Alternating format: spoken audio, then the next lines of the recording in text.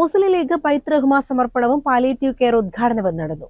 മണ്ണാർക്കാട് കുമരംപുത്തൂർ പള്ളിക്കുന്നിൽ വെച്ച് നടന്ന പരിപാടി പാണക്കാട് റഷീദ് അലി ശിഹാബ് തങ്ങൾ ഉദ്ഘാടനം ചെയ്തു.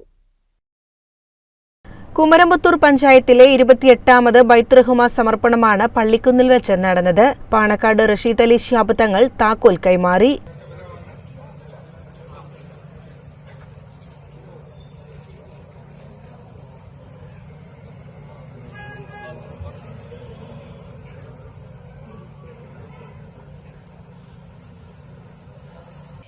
പരസ്പരം നാം ആരെയും വെല്ലുവിളിക്കുന്നില്ല. എല്ലാവരെയും സ്നേഹത്തോടെ ആദരവോടെയാണ് കാണുന്നത്.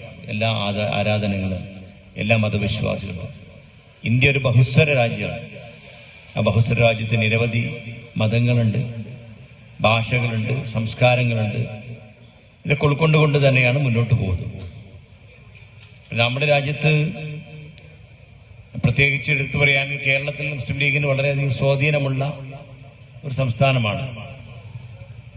ഇന്ത്യയിൽ മറ്റുള്ള സംസ്ഥാനങ്ങളിൽ നിന്ന് വ്യത്യസ്തമായി വിദ്യാഭ്യാസപരമായും സാംസ്കാരികപരമായും മറ്റുള്ള എല്ലാ പുരോഗതികളും നമ്മുടെ നാട്ടിലൊക്കെ നമുക്ക് പ്രദേശങ്ങളിലൊക്കെ നേടിയെടുത്തത് മുസ്ലിം ലീഗിന്റെ സാന്നിധ്യം കൊണ്ടൊന്നും മാത്രമാണ്.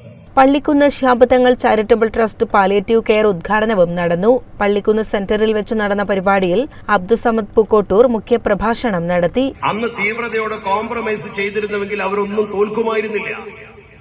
തോറ്റാലും ശരി, അതാണ് എന്റെ നയം എന്ന് പറഞ്ഞ പാണക്കാട് സയ്യിദ് മുഹമ്മദ് അലി ശിഹാബ് തങ്ങൾ ആ നയമാണ് ഇന്നും തുടരുന്നത്. ഒരു കാര്യം നിങ്ങൾ മനസ്സിലാക്കണം, ഇന്ത്യയിൽ 21 കോടി ജനങ്ങളുണ്ടെങ്കിൽ 1 കോടിയെ ഇവിടെയുള്ള 20 കോടിയും പുറത്താണ്. 20 കോടിയും കേരളത്തിന്റെ പുറത്താണ്. ആ 20 കോടിക്കില്ലാത്ത സുരക്ഷിതത്വം 1 കോടിയിൽ താഴെ നിൽക്കുന്ന കേരളത്തിലെ മുസ്ലിങ്ങൾക്ക് ലഭ്യമായത് ഈ മുസ്ലിം ലീഗ് എന്ന തണല് കൊണ്ട് മാത്രമാണെന്ന് പഠിക്കണം. എൻ ശംസുദ്ദീൻ MLA മുഖ്യാതിഥിയായി. ആ രാഷ്ട്രീയ നിലപാടിലേക്ക് ചെറുപ്പക്കാരെയും ജനങ്ങളെയൊക്കെ ആകർഷിക്കാൻ വേണ്ട പ്രവർത്തനങ്ങൾ ചെയ്യണം. ആ പാർട്ടിയെ ശാക്തീകരിക്കണം. അതിന് സമരമുണ്ടാകും, സമ്മേളനം ഉണ്ടാകും, പോരാട്ടങ്ങൾ ഉണ്ടാകും. അതൊക്കെ ഒരു ഭാഗത്ത് നടക്കുന്നുണ്ട്. ഇപ്പൊ ഇന്നത്തെ ഇന്ത്യയിൽ പോരാട്ടങ്ങൾക്ക് പഞ്ഞമില്ല. ഫാസിസത്തിന്റെ ഇന്ത്യയിൽ രാജ്യത്തെ ന്യൂനപക്ഷ പിന്നോക്ക ജനവിഭാഗങ്ങളും മതേതര വിശ്വാസികളും അനുഭവിക്കുന്ന കഷ്ടനഷ്ടങ്ങൾ വളരെ വലുതാണ്. ഫാസിസം ഉറഞ്ഞു തുള്ളുകയാണ്. ഏറ്റവും അവസാനം ആരാധനാലയങ്ങൾ മുഴുവൻ തകർക്കാനുള്ള ശ്രമങ്ങൾ, ആരാധനാലയങ്ങളുടെ മേൽ അനാവശ്യമായ അവകാശവാദങ്ങൾ ഉന്നയിച്ച് നാട്ടിൽ സംഘർഷം വിതക്കാനുള്ള പരിപാടി.